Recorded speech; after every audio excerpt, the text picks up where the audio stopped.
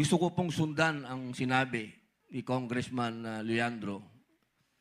Totoo po yun. Kami po sa Senado, ni Senator Bongo, at ang iba pa pong mga congressman, pinipilit po namin na talagang yung excise tax nagawa na po. Pero payat yun.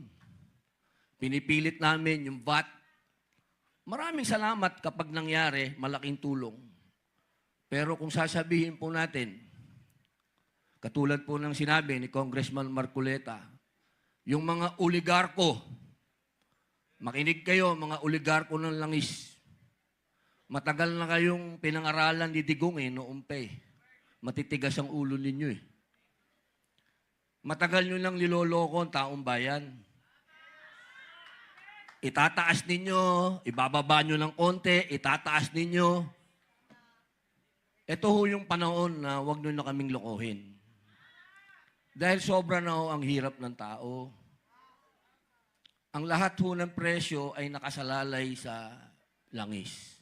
Kasi transportation yan diesel. Yung oil deregulation ho, yun po yung batas na bumibiktima sa atin. 1998 po yan. Sana, kung talagang seryoso po yung mga senador at mga congressman na talagang bigyan ang taong bayan ng konting, alam nyo na, yung ginhawa, yung oil deregulation law. Kailan, yan ho ang dapat namin i-repeal o i-amend. Yun ho, walang bulahan. Kapag yan ho, hindi nagagalaw yan, ibig sabihin, bulahan lang ho yan. Kasi yun ho, ang nagsasabi dito sa mga oligarko ng langis kung anong gusto nilang presyo. Sila ho ang nagdi-dictate. Kailangan tanggalin ho natin yan, yung kapangyarihan na yan sa kanila. Doon lang ho nyo malalaman na walang bulahan.